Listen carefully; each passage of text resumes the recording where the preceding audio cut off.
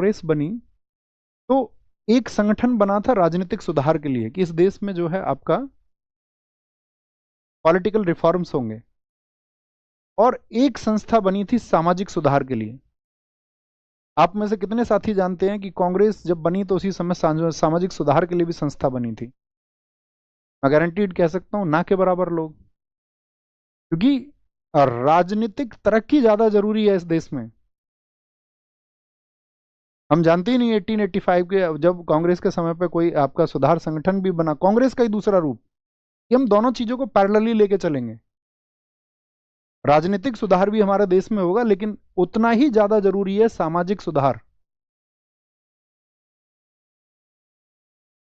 क्योंकि अगर आप सोचते हैं कि राजनीतिक सुधार आप पहले करेंगे और सामाजिक सुधार आप बाद में करेंगे, तो ये संभव ही नहीं है। गौतम बुद्ध जी ने सबसे पहले सामाजिक सुधार किए, ये सामाजिक सुधारों के लिए प्रयास किया। उसके बाद में हमारे देश में चंद्रगुप्त मौर्य ने राजनीतिक सुधार किए। महाराष्ट्र में छत्रपति शिवाजी महाराज जी ने राजनीतिक सुधार बाद में किए, उससे पहले महाराष्ट्र के संतों ने वहां पर धार्मिक सुधारों को किया। कोई भी जर्नी आप देखो, सिखों वहां पर सबसे पहले गुरु नानक देव जी ने धार्मिक सुधार किए, उसके बाद में सिखों ने राजनीतिक सुधार किए। तो साथ ही कॉन्सेप्ट ये है कि सबसे पहले जरूरी है धार्मिक सुधार, जिसकी बाबा साहब भीमराव अंबेडकर बात करते हैं। सबसे पहले जरूरी है वह सामाजिक सुधार, वह सोशल रिफॉर्म, उसके बाद में किसी राजनीतिक सुधार की आवश्यकता है। हो तो दोनों चीजें साथ हों, लेकिन बिगर सामाजिक सुधार के आप राजनीतिक सुधार की कल्पना नहीं कर सकते, ये बाबा साहब भीमराव अंबेडकर ने कहा। उन्होंने बहुत अच्छे तर्क दिए अपनी पुस्तक में, आप पढ़ोगे तो आप महसूस करोगे कि क्यों किसी एक समुदाय को हतोत्साहित किया गया जबरन।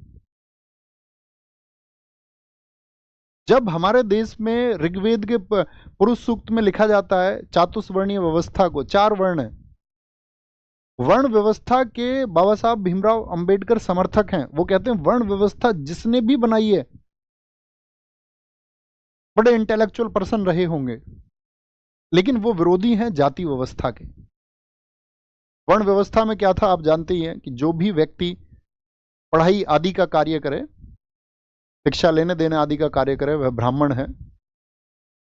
और ब्राह्मण कोई भी हो सकता है जो शिक्षा से संबंधित कार्य करे, यानी कि आप अपने वर्ण को इंटरचेंज कर सकते थे। क्षत्रिय वह जो अपनी बाजुओं से रक्षा करे, जो किसी प्रकार के अन्याय को सहन ना करे। तो वो किसी भी वर्ण में पैदा हुआ, अगर उसके अंदर वो वीरता का भाव है, वो उत्साह का भाव है, तो वो क्षत्रिय हो सकता है। जो व्यापार को करे वो आपका वैश्य है, और जो अपने काम आदि को चुन ले वो सब शूद्र। ये चातुर्वर्णीय व्यवस्था थी। तो इस चातुर्वर्णीय व्यवस्था में साथी आप वर्ण को एक्सचेंज कर सकते थे। इतनी बात समझ पा रहे हैं? यानी आपका जैसा भी कर्म होगा आप उसी प्रकार से उसी वर्ण के व्यक्ति माने जाएंगे। आप अपना कोई काम चुन रहे हैं तो आप शूद्र माने जाएंगे। आप शिक्षा आदि का कार्य कर रहे हैं, शिक्षित करने का काम कर रहे हैं, लोग दिशा दिखाने का काम कर रहे हैं, आप ब्राह्मण माने जाएंगे। जन्म से कोई अर्थ ही नहीं है।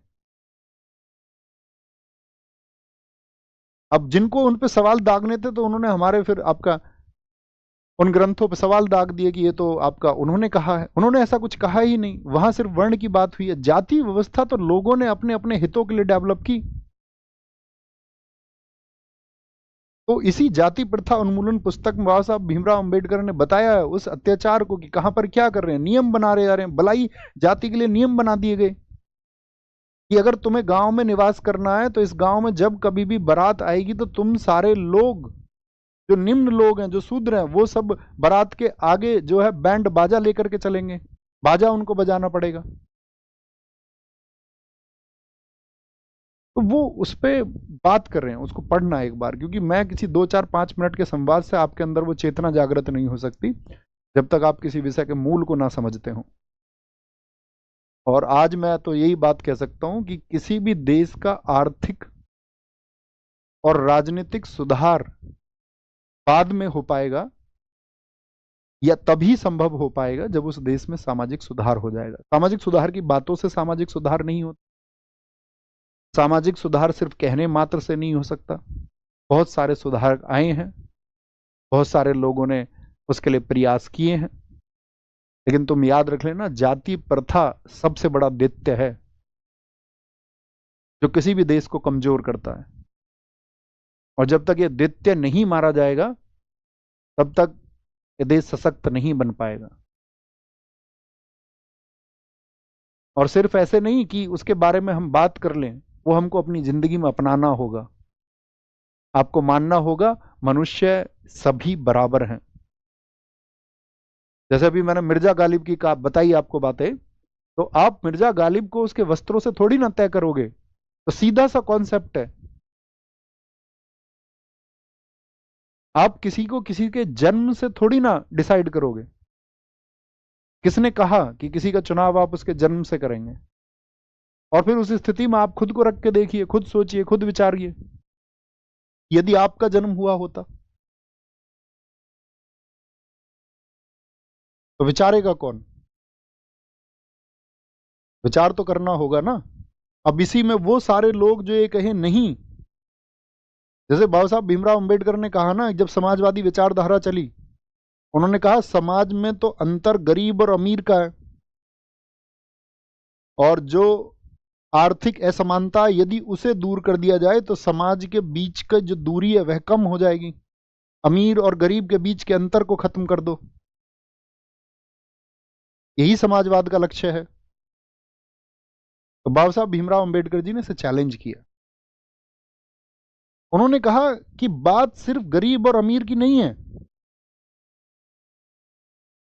अगर आर्थिक संबलता से व्यक्ति को सम्मान मिल जाता तो क्यों एक धनाढ्य व्यक्ति एक निर्धन पुजारी की बातों को मानता है? आर्थिक संबलता की तो बात ही नहीं है, वो बाद का विषय है। बात आर्थिक समानता की नहीं है, बात है सामाजिक समानता की। जो सामाजिक असमानता प्रगाढ़ हो चुकी है उसको मिटाना होगा साथी। उस उन्मूलन के लिए काम करना होगा, उसको जड़ से मिटाना होगा। और आपको लगेगा कि समाज धीरे धीरे डेवलप हो रहा है, ये चीजें कम हो गई हैं, तो जहां पर विकसित हैं लोग वहां पर ये चीजें काफी हद तक आप देखोगे आज भी लोगों के मन में विकास होने के बावजूद भी बसी हुई हैं। अक्सर आप खबरें पढ़ते होंगे, इस व्यक्ति को इस घोड़े पर नहीं बैठने दिया, उसकी चढ़त नहीं होने दी। किसने दिए तुमको ये अधिकार?